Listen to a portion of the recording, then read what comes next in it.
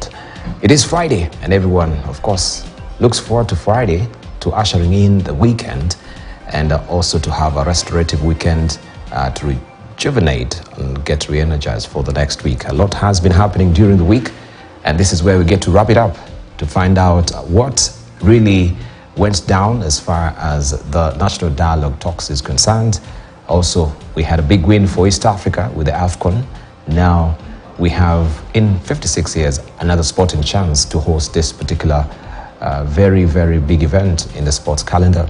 And we shall be looking as well at what is happening on the state of economy and how also yesterday we had Kipra releasing the feel and flavor of the economy through the Kenya economic report that was launched yesterday. And we have the CS Treasury saying, well, rest up yourself. Tough times are still here with us, and now we should know how to navigate the choppy waters. I'm joined this morning by Professor Fred Ogola, who is an economist. We shall be joined later also by Hamid Manyora, who is a governance and policy analyst, Gabriel Muduma as well, governance and policy analyst, and Dr. Martin Alo. So we have a lot to discuss today as far as the state of the economy is concerned, as far as the current state of play of politics is concerned, and also social issues that do adversely affect us as well. So also you get to join me on driving the show. You can hit me at my X handle, which is at @Dibalanea. Also you can follow us at KTN News, where you can chime in, fire your questions, and we shall be able to sample that in the course of the program. But for now, let's put this horse into full run by looking at the dailies fresh off the press. Today we begin with The Standard, and this is what is on the front page of The Standard this morning. Experts are telling you tough times lie ahead. That is a splash on the front page of The Standard this morning. Finance analysis specialists are warning that the country will experience economic downturn and advising government and Kenyans to invest in agriculture and related sectors to ride out the storm. This story is well fleshed out for you on page 2 and 3 of The Standard this morning. How to get out of hole. You have revitalizing agriculture. The sector is the engine of growth, accounting for 21.2% of GDP and supporting livelihoods through employment and income generation. Also, we have to contain inflation. It is important to contain inflationary pressure through timely and adequate monetary policy action to anchor inflation expectations. Also, sustainable debt. Government could pursue fiscal consolidation path to build enough buffers and bring economy towards sustainable public debt, and also diversity experts or diversify export. Let me try and zoom in so that I can see it clearly. Pursue diversification of export products and create good environment for diaspora remittances to boost foreign exchange reserves. This is how the Standard looks. Also, former IEBC commissioners tell of how their lives have been turned upside down after they disputed last year's presidential elections with Chairman Chebukati snubbing the team, saying it will be a betrayal to employees who died as a result of their work. This story continues on page 4 of The Standard this morning. And also, election ghost comes alive in Ruto Raila talks. That is the story that you want to follow inside The Standard this morning. Looking at the teaser, ex-Kebs boss forfeits half his wealth in probe. That is on page 10 of The Standard. And also, opinion now is split on new KCC grading. You have that story on page 6 of The Standard today. Also, for the young and the young at heart, always remember you have a Pulse magazine that is here to usher in your weekend as well. Rebellion through music. You can read all about it inside the Pulse magazine, what is happening with the current state of play as far as entertainment is concerned. Kenyans cautious on AFCON bid win. Kenyans cautious on AFCON bid win, while you can follow the details on why actually they are cautious about this. And this is on page 35 and 36 of The Standard this morning. Let's move on and see what we have on the front page of the Daily Nation. 67 MPs to lose seats. 67 MPs to lose seats. This is what is on the front page of the Daily Nation this morning. It's all about the boundaries crisis. And an extra 40 units face the axe. An extra 40 units face the axe. That is a story that you want to follow inside the Daily Nation this morning. And it says the current protected constituencies here, Mvita, Galole, Bura. Let me try and expand so that we can read together there. These are the current protected constituencies: Mvita, Galole, Bura, Lamu East, Lamu West, Taveta, Wundanyi, Mwatate, Voi, North Hall, Saku, Laisamis, Isiolo South, Siakago, Kilome. We have Ndaragwa, Tetu, Odaya, Mukroine, Kangema, Madioya, Samburu East, Marakwet East, Keyo North, Mogotio, Vihiga, Budalangi. These are the protected constituencies. Now, also, we can look at the map of Kenya. These are an extra units, all extra units that are facing the axe ahead of the boundaries review. A member of the House Justice Committee revealed 67 constituencies now risk being scrapped as they do not meet the average population size. And you can follow the story on page 4 and 5 of the Daily Nation. And what does this really portend? With an IEBC which is not shaken into place as far as commissioners is concerned, that has been the niggling worry of the Secretariat, and it stifles and stymies their operations as well. Well, how to tame runaway living costs? That is a sidebar story there. The Kenya Institute of Public Policy Research and Analysis, KIPRA, a state think tank, has proposed measures to cushion Kenyans from harsh economic times, including a reduction of value-added tax to make cooking oil cheaper, and the gradual elimination of subsidies to ease the burden on consumers.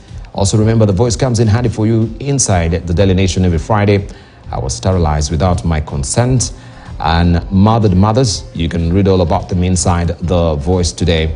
And also the Kenya Tea Development Agency, KTDA, will wire the record payout to 600,000 farmers affiliated to its 54 factories from Monday.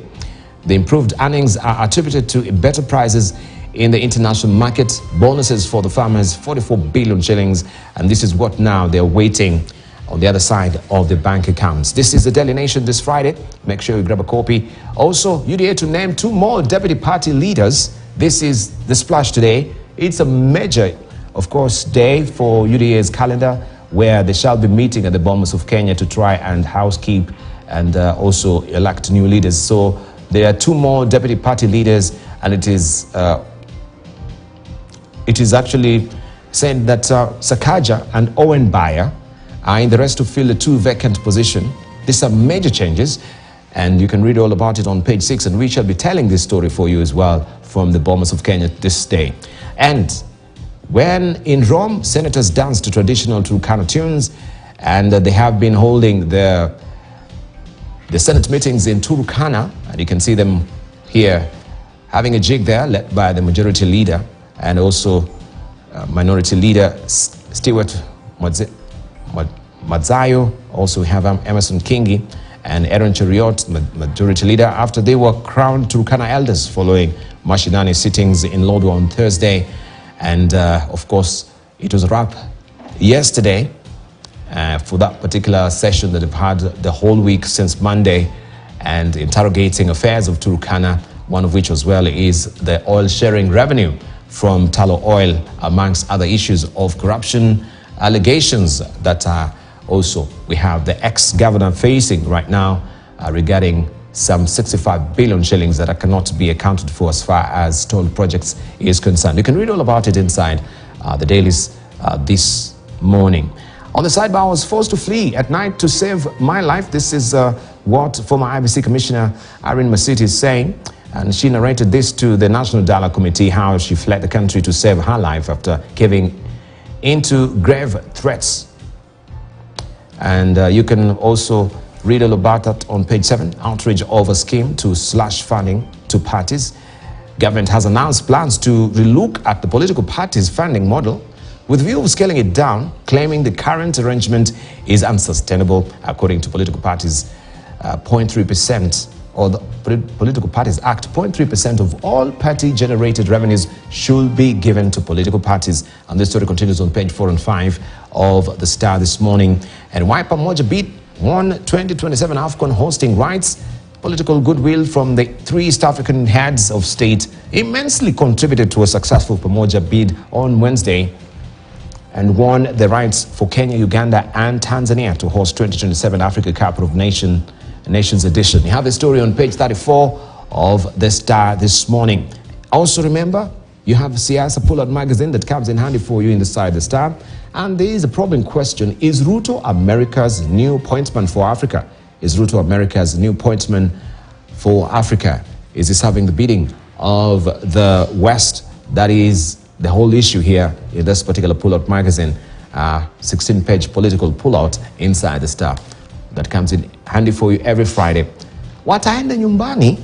This is what Taifa Leo is holding this morning, and this is some of the faces that might be affected should this really go through. Ufichuzi kwamba karibu maeneo bunge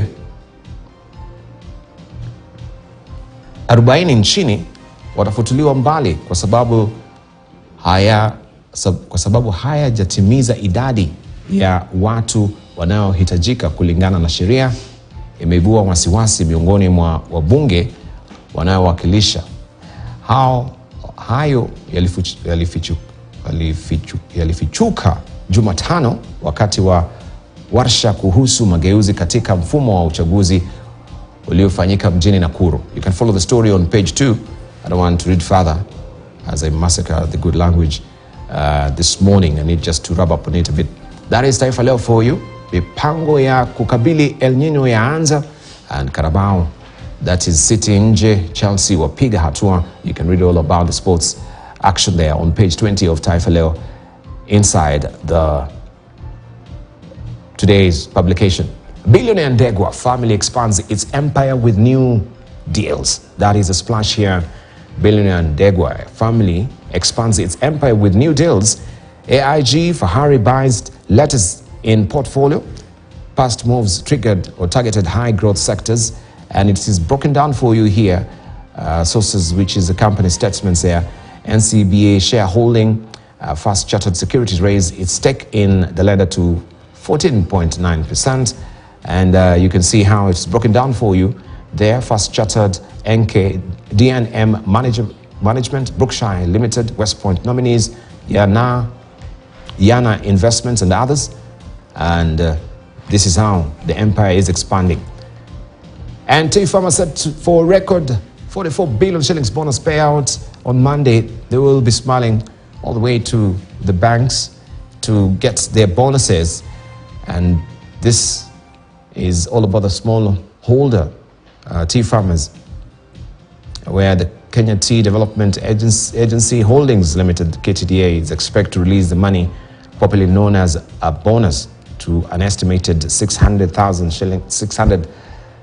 farmers, not shillings, affiliated to its 54 factories over the next 2 weeks, beginning Monday. You can read the rest of the details inside the Business Daily. And workers are struggling in spite of minimum wage rise. Let me try and expand that on the ticker there. A rally in prices of basic household items, including food, has left workers in a worse financial position in spite of a 12% minimum wage increase last year to help them cope with the high cost of living. This story continues on page 6 of the Business Daily. And banks cut lending as defaults increase to 586.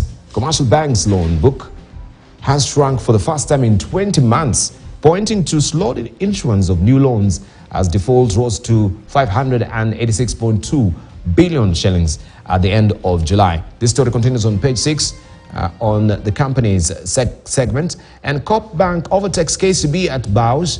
Cooperative Bank of Kenya has overtaken KCB Group to become the second most valuable lender on the Nairobi Securities Exchange as the latter's share price continue to fall. You can read all about it inside the Business Daily as well. Let's cross over to Uganda, where the government should own all land. This is what top official is saying here. It's a proposal, and the story continues on page 4. All matters land. Museveni quizzes Alupo Nabanja on 2 billion shillings UN trip. And also on the edge, locals want district head to roll over neglected bridges or bridge. And you can see one of the affected border rider there trying to cross that particular bridge there. And China hails its relations with Uganda at anniversary. You can read all about it inside the Daily Monitor. If you're waking up in Uganda, that is this morning. And also you have the scoop that comes in handy for you every Friday, where you can get the latest scoop as far as the entertainment is concerned. David Lutalo, I am not here to play. This is what he says. And of course, you can see him in action as well, crooning his stuff. That is the Daily Monitor. In Tanzania, we have the Citizen, how Tanzania can reap big through AFCON. Tanzania, Kenya, Uganda stand to benefit in a big way through their hosting of the 2027 Africa Cup of Nations finals, with analysts urging the countries not to waste the opportunity. Right, I think there's a typo there, not the West. It is not to waste the opportunity. You can follow the story inside the Citizen. And I hope this is actually a dream studio there that maybe will be built in Tanzania. And you can follow the story on page 2 of Tanzania. Envoy touts innovation cooperation to attain agro goals. And you can read all about it inside the Tanzanian publication today. What Tanzania's first hematology clinic means. You can read all the details inside the Citizen. 4 decades of WASH services in Tanzania. The acronym WASH is intimately familiar with the citizens of Tanzania. You can read all about that inside the latest publication today.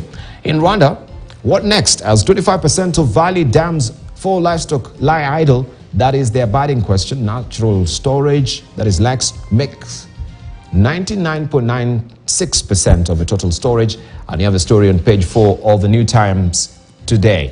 Rwanda raises concerns over DR Congo arming FDLR, indigenous armed groups. That is another story that you want to follow inside the New Times in Rwanda. And you can see Rwanda's ambassador to the United Nations, Clever Gatete, addressing UN Security Council on the situation in eastern DR Congo on Thursday.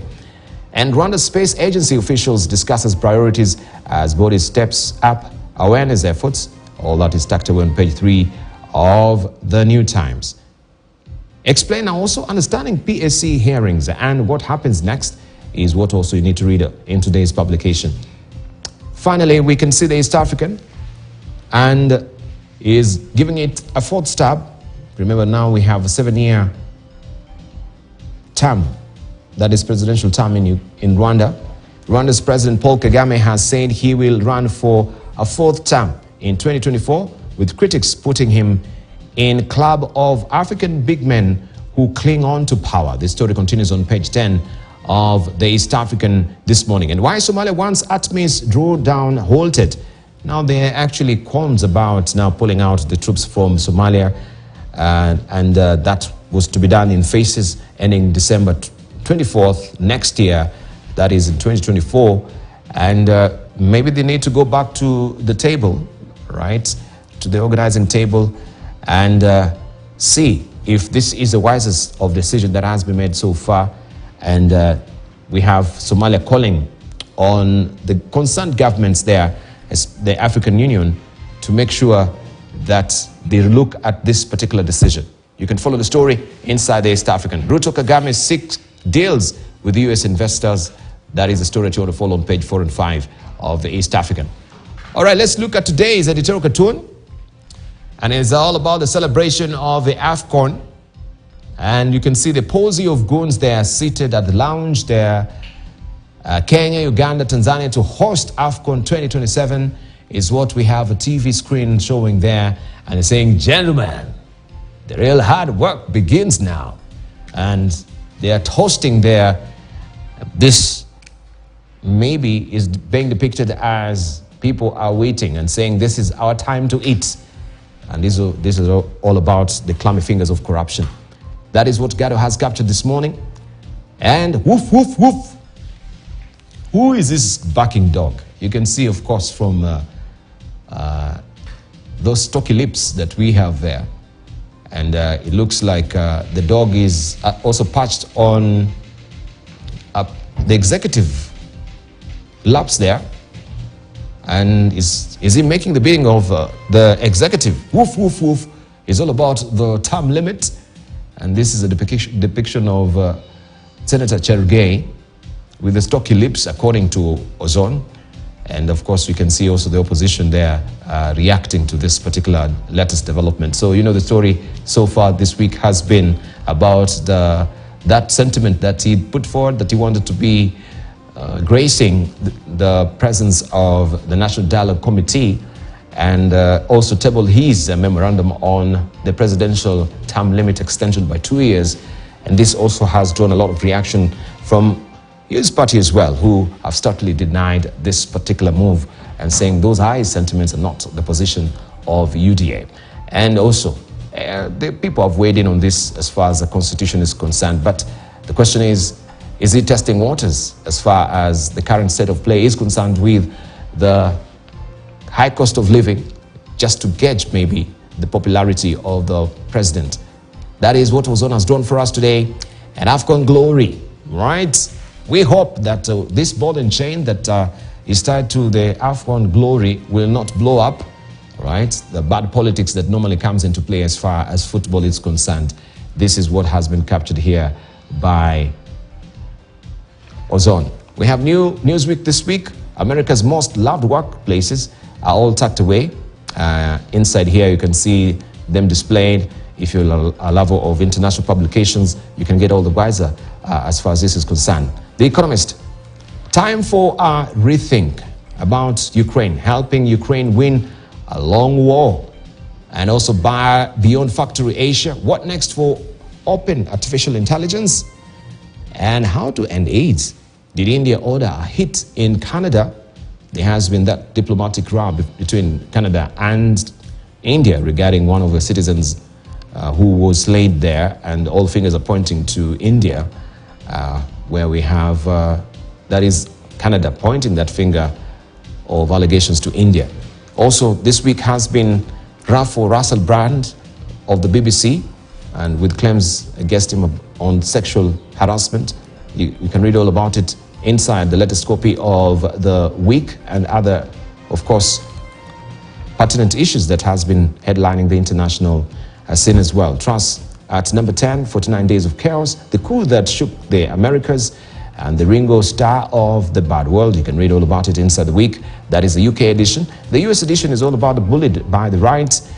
Can McCarthy stop GOP hardliners from shutting down the government? They are looking also at Saturday. Will it really happen? Shutting off government because of a crisis there that is looming on the floor of the House. And we can see there Speaker McCarthy, well, being hard-necked, so to speak, or necked as far as their politics is concerned. I'll leave it for you to decipher that. And if you've not grabbed a copy of the Harvard Business Review, it's all about reskilling in the age of AI, right? New approaches for managers and employees. This is what is on the splash here. And you could read all about it on page 56 of the Harvard Business Review.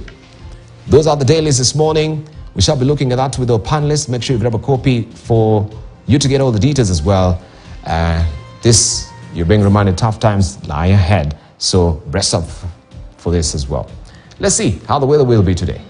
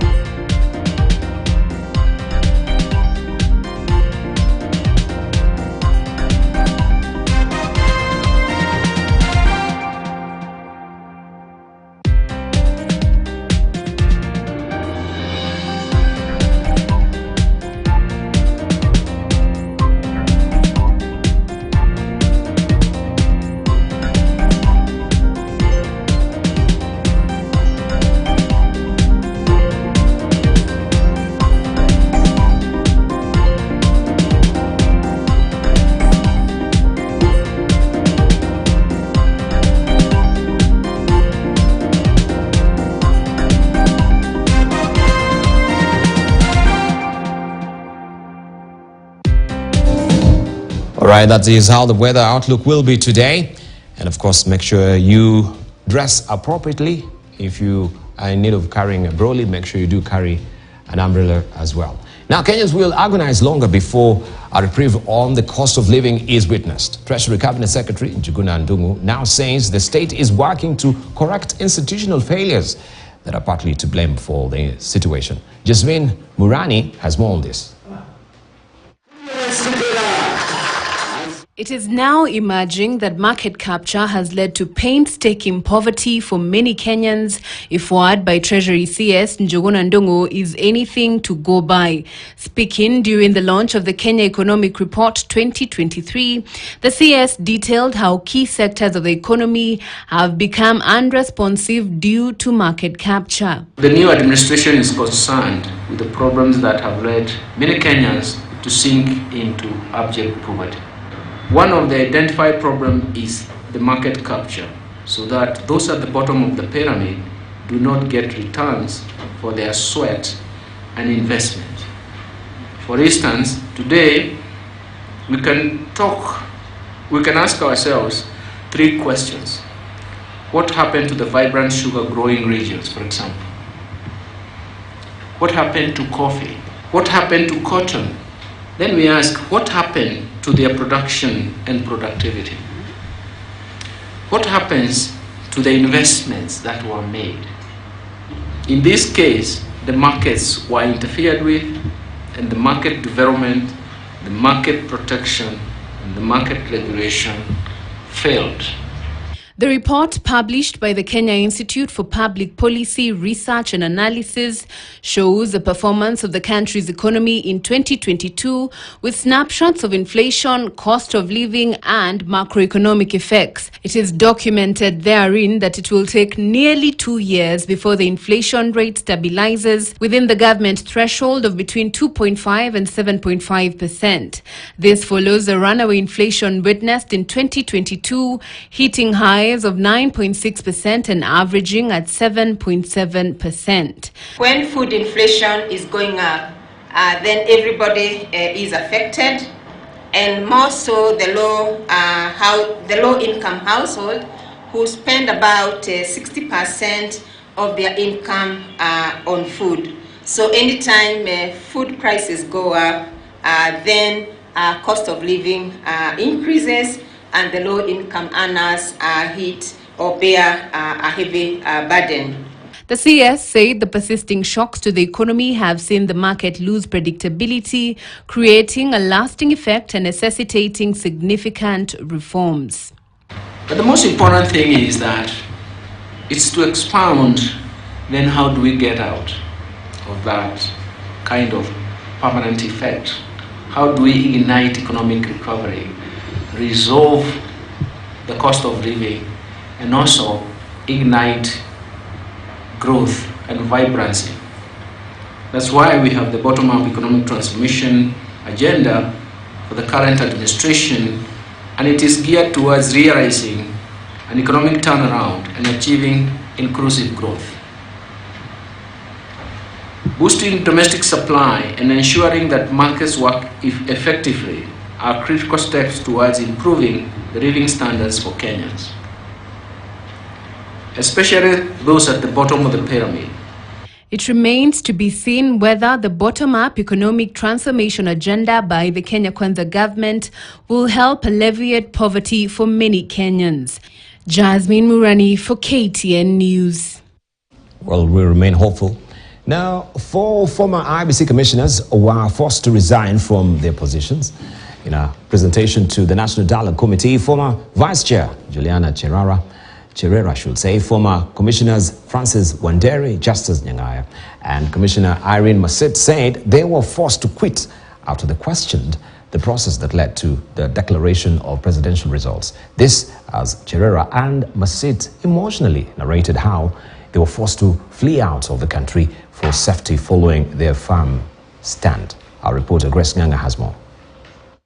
We've been threatened just because we spoke what we saw and what... 1 year after yet another election that saw a fallout at the electoral body, 4 commissioners, famously known as Cherera 4, came out to speak on the ordeal that led to the chaos at the Bomas of Kenya. Tallied the results from the constituencies, and they were tallied by a hard-picked number of people who worked with the chairman.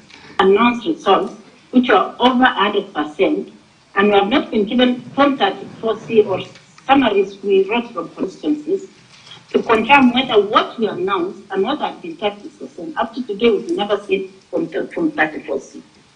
Of all the results from all the constituencies in the country, that is the result form. We ought to submit that was never submitted to us. And in an emotional statement, Masit and Cherera narrated how they were forced to flee, leaving behind their loved ones in search of safety. The Facebook in all social media was saying, I've never stepped in my home since that time. I've never been confirmed in my room. That one is we had, there was talk. Even the one time when I'm doing the case. So we are living at the mercy of people outside. I am in my late 40s, and I have a young family. My last born is 7 years old. It was bad, even in school. Our social life was really thwarted. The former commissioners told the National Dialogue Committee that there is need to open the servers and audit the 2022 presidential elections in search of closure on who was right between them and the team that okayed the elections that announced President William Ruto as the 5th president. This election be audited. The servers should be opened and a forensic audit should happen. Should open the servers, include even ballot boxes, because we don't know if all the ballot papers, the 2 sets were used or not. Because when the issue came out, it was agreed in formats with all political parties that ballot paper 1 or 2 should not be used and should be kept. They urged for more explicit descriptions of roles, responsibility, and accountability mechanisms for commissioners and increased parliamentary oversight through a joint bipartisan committee. Have a problem or with a chair that does things unilaterally, do we just sit and watch? Chebukati, who was amongst the persons who had been invited by the committee, declined to appear, affirming that appearing before the committee will be tantamount to betraying the IEBC staff who were tortured and murdered during the election period.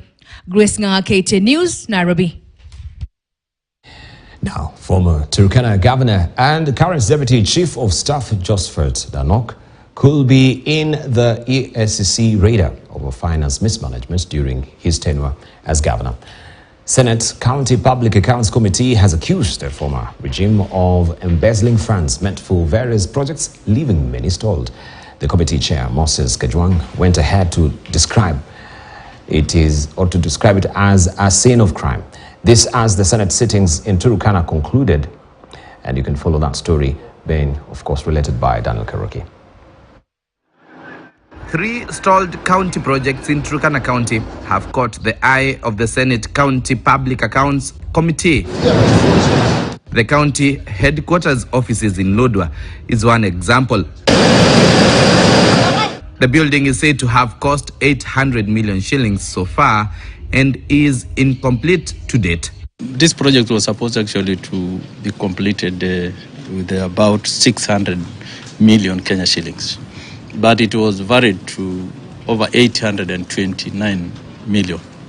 That to me is a very serious offense. But this thing was perpetrated by the regime that left. Another example is the governor's residence, which was to cost 200 million shillings, another stalled project. The only thing we can celebrate is the resilience of the people of Turkana, but not the efforts of the county government of Turkana over the last 10 years. Another stalled project is the county speaker's office at the county headquarters. All these projects started during former Turkana Governor Josephat Danok's tenure. The committee was left with one conclusion about the regime. The stalled projects, the state of financial mismanagement that we have seen in Turkana over the last 10 years, I think we could reach the conclusion that this is a crime scene. Nanok could be in corruption's agency EACC radar, as Senate wants the commission to intervene. We are here with the Ethics and Anti-Corruption Commission. We want them to take an interest and take time to find out what happened with the 100 billion that came to Turkana. We want to start in a new slate, and we need support by this committee and even the entire Senate, so that we are able to put our money in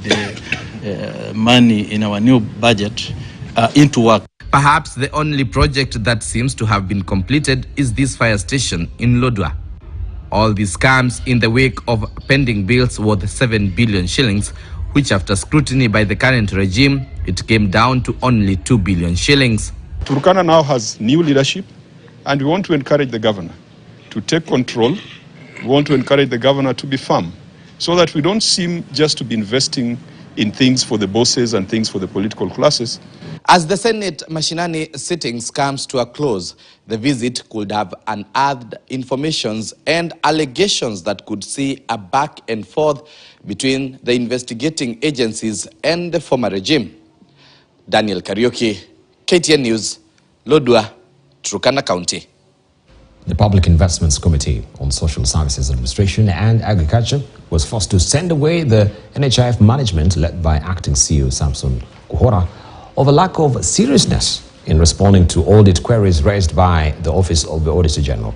Among the issues pinpointed include NHIF issuing a loan to the Moi Teaching and Referral Hospital, as well as escalated costs amounting to billions of shillings spent on building a car park and purchasing land in Karen. Gloria Milimu has more. The Auditor General's report for the year ended 30th June 2020 indicates that NHIF had inflated costs mounting to billions of shillings for the construction of a car park. The construction of the multi-story car park, according to the report, was inflated by 337% above the original cost. According to the report, the multi-story car park was to be constructed at a sum of 909 million shillings, but was later revised upwards to 1.1 billion shillings, representing a 30% increase, before it was revised further to 3.3 billion shillings. In its written response submitted to the committee, NHIF claims the revision was occasioned by the introduction of vehicular lifts and the construction of an additional basement floor. The lifts were found to be unviable. Similarly, the Auditor General's report also questioned how a loan advanced by the fund to Moi Teaching and Referral Hospital MTRH at an interest rate of 3% per annum was not supported with a signed loan agreement between NHIF and MTRH. The report further says Moi Teaching and Referral Hospital has already disputed the legal costs amounting to 40 million charged to its loan account. Despite acknowledging the omission, the stalemate now as raised by the report is how the anomaly will be resolved and what the backup plan is in case MTRH defaults on paying the loan. NHIF says MTRH, through a letter dated 12th July 2017, requested for financing for the purchase of a radiation oncology equipment. The Auditor General's report also indicates overpayment amounting to 826 million shillings under the National Health Scheme benefits expenses. This amount, according to the Auditor General, was paid contrary to the limits specified by the board for cesarean section, normal delivery, minor surgery, major surgery, MRI, rehabilitation, CT scan, chemotherapy, radiology, kidney transplant, special surgery and overseas treatment. Meanwhile, the committee sitting did not go as planned due to failure by NHIF to submit requested financial statements on time, forcing postponement of the meeting to a later date. Gloria Milimu, KTN News. Well, let's turn the crack now to matters academia, where Education Cabinet Secretary Ezekiel Machogu has been ordered to submit to Parliament a comprehensive report on the implementation of the Presidential Working Party on education reforms in 2 weeks. National Assembly Speaker Moses Wetangula has further warned the executive against implementing the report without the approval of Parliament. Wetangula's ruling followed concerns raised by a Mohaya Member of Parliament, Omboko Milemba, that some of the Presidential Working Paper recommendations, party I should say recommendations, were against the Constitution.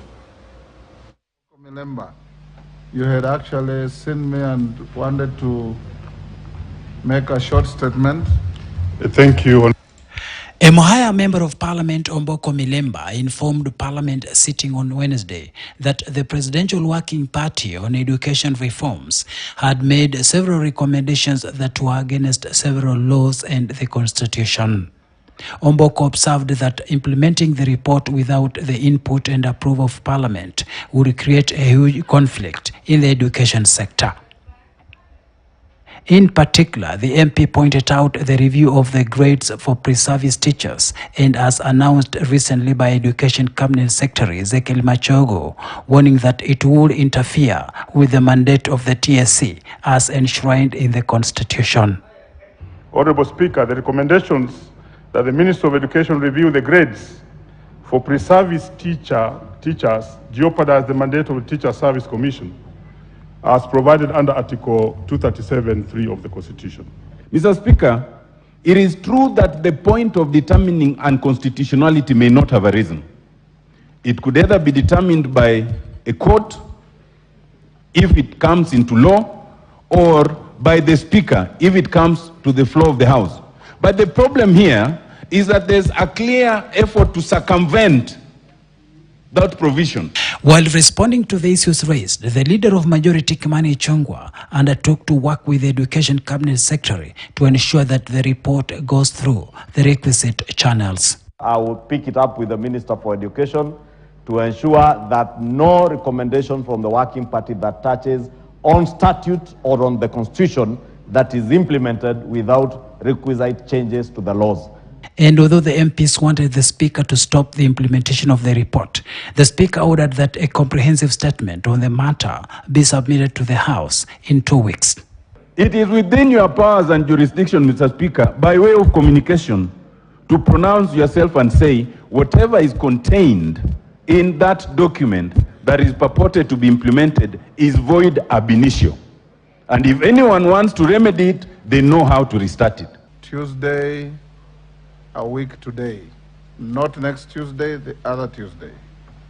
You bring a comprehensive statement. Although the implementation of the report is already on course, Education Cabinet Secretary Ezekiel Machogo says it has been divided into 4 parts to guide its implementation. We are also in the process of coming up with a sessional paper which we will subject to stakeholders engagement before it gets cabinet approval, and finally also to go to Parliament.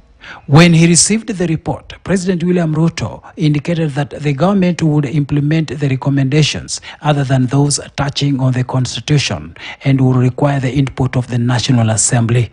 Some laws that have been recommended, and I am happy that the 2 chairs are here. We're going to work with you to make sure that the necessary legislation is worked on, complete with bringing public participation on board to make sure that we all speak the same language. And although Parliament has not stopped the implementation of the report by the Presidential Working Party on education reforms, the executive has been warned against implementing anything that touches on the Constitution and the statutes without involving Parliament. Shadrach Miti, KTN News. It's all system go for the United Democratic Alliance Party National Governing Council meeting slated for today at the Bomas of Kenya. Speaking after inspecting the venue, UDA Secretary General Cleopas Malala said about 2,000 guests have been invited for the event that will be chaired by UDA party leader President William Ruto. As KTN's political affairs reporter Emmanuel So now explains, the meeting comes amid growing discord in the party among some top officials. From the podium to the seats to the final touches on the floor, the Bomas of Kenya was Thursday afternoon a beehive of activities as the venue coordinators dotted the T's and crossed the I's in preparation to once again paint the Bomas of Kenya yellow. Speaking after the inspection of the venue, the UDA leadership led by the party Secretary General Cleopas Malala said they were ready to host the inaugural party NGC after the successful 2022 general election. Magavana, Senator, MCAs wetu wote waje hapa waambiwe jinsi vile tunaenda kutekeleza uchaguzi wetu kuja mwezi wa Disemba. So tungependa tu kusema kwamba maandalizi yako sawa kabisa. We are expecting approximately 2,000 people tomorrow. It's a very, very important meeting ambapo tutaweza kupitisha important issues or resolutions of the council, and which will also guide the grassroots elections that is going to be underway in the month of December. Preparing for our party elections to make sure that we further strengthen our party right from the grassroots, to have a grassroots network in preparation for that endeavor to make UDA a national movement that brings together all the people of Kenya. The meeting, which will be chaired by President William Ruto, will, among other things, plan for the party elections due in 2 months. Our elections are going to be free, fair, credible, because, you know, UDA is the youngest political party, and we want to make sure that by the end of this exercise, we have at least 15 million registered members. Malala also defended his recent push to collapse affiliate parties in Kenya Kwanza to create one political juggernaut, saying it is UDA's democratic right to woo support. Sisi hatulazimishi ama tushurutishi mtu yoyote kuvunja chama chake. Kila chama kidemokrasia kiko na haki. The NGC comes 2 weeks after President William Ruto held a 6-hour closed-door meeting at the party headquarters. Friday's meeting will also work towards stemming some growing discord in the party's rank and file over the running of party's affairs. Emmanuel Cho, KTN News, Nairobi. And if you grab a copy of the Star this morning, UDA to name 2 more deputy party leaders. That will be the latest development there. Major changes. Sakaja and Owen Baya in race to fill the 2 vacant positions. And of course, as I mentioned earlier, we'll be telling the story for you as it develops there from the Bomas of Kenya. Now, Cabinet Secretary Musalia Mudavadi has said that the ongoing bipartisan talks is a locally tailored process and Kenyans should own it.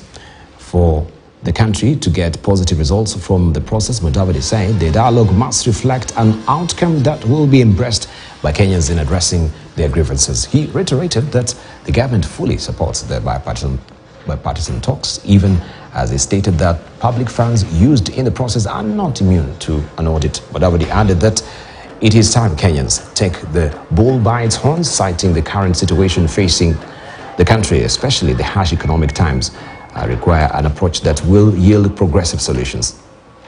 In fact, a few weeks ago, Kenyans were putting a lot of pressure that they want dialogue, that they want a conversation.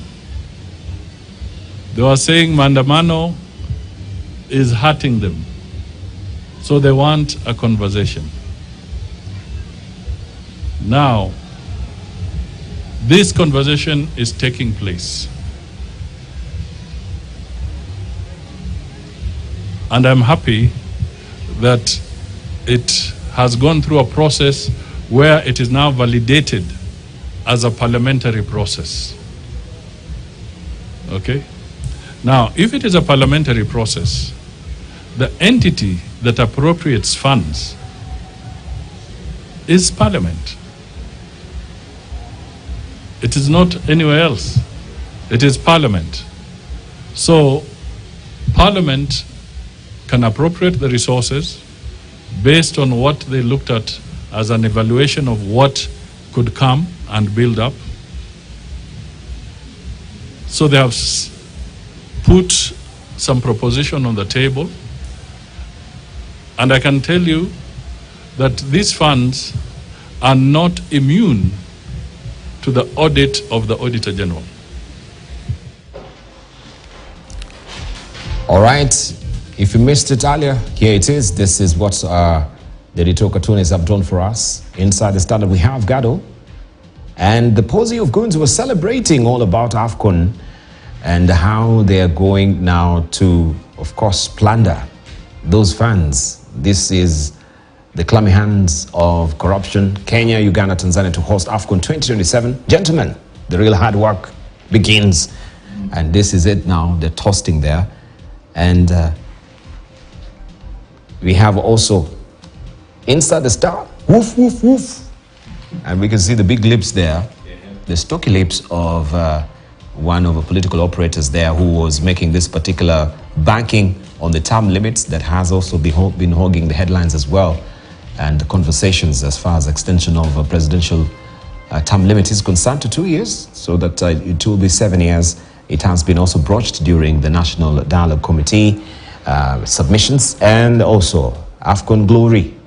Will bad politics really also blot the copybook as it is right now?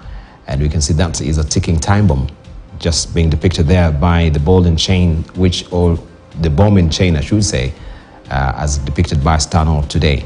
That is what we do have there. And we have Chebukati. He was, of course, up the duff, as you can see, and he delivered, right? Chebukati delivered. Looking at that, you can see the poll box. He says, leave me out of this, I delivered. Professor Ogola.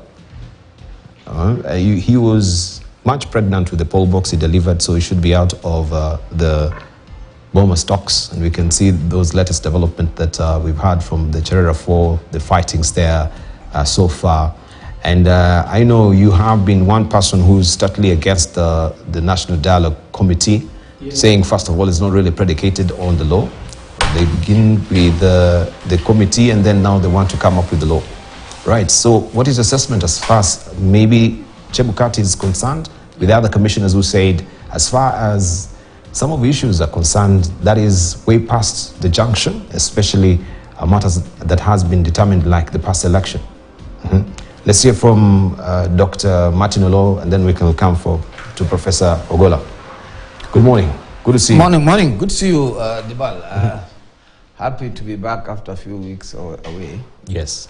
I think we are a very interesting country, and because we are interesting, our circumstances and what we do sometimes surprises us. So we now have the national dialogue. After push and pull, after some kind of dismissals, even from within the highest parts of the government, now we have it. We have the dialogue, and so what we would say is that it's okay in the sense that it's important that Kenyans have an opportunity to talk. So to that extent, I think that is fine. And some of the issues that they're dealing with are also current issues. Can you say that some issues are no, or some issues must be discussed? I think the issues have been framed, and with that framing and the kicking off of this dialogue committee, we should as Kenyans accept that it's time. If we have any issues to talk about, let's talk about. As long as we come to the point where we are able to agree that we have a problem, and that our problem is not to expand and increase and multiply the kind of institutions we have. For example, our problem is not more counties. Our problem is not more constituencies. Our problem is that we must cut our cloth according to our size. And that if we're going to run this economy and ensure that every Kenyan prospers, it's not the number of representatives that we bring or counties that we bring. Rather, we need to revisit certain things. It's now obvious, Dibal, that we have an elective system that does not work. It is not likely to give us inclusion. It's not likely to give us gender equality. So we need to rethink, and perhaps I would say begin to see an adoption of proportional representation. Proportional representation, if you look at, say, the South African model, MPs have posted to serve, not necessarily elected to serve. They are posted to serve. So the party is voted for, and then the party posts MPs to respective areas. That in itself will reduce the so-called number of members of parliament that we're talking about. and it will increase the quality of representation, not necessarily the kind of fights, the kind of financial, and the kind of chaos we see around elections. So we should make elections a national opportunity for us to build unity rather than a point for us to divide the country and perhaps find ourselves more divided than we have been before even the elections or after the elections. So I think there's room for us to talk. And I think that there's room for us to also give new suggestions. And some of that will obviously lead us back to the design of the Constitution. Hopefully, we can look at it soberly and do the changes that are necessary in order for us to go forward. Not go backwards, not repeat the old mistakes, but learn as we go forward.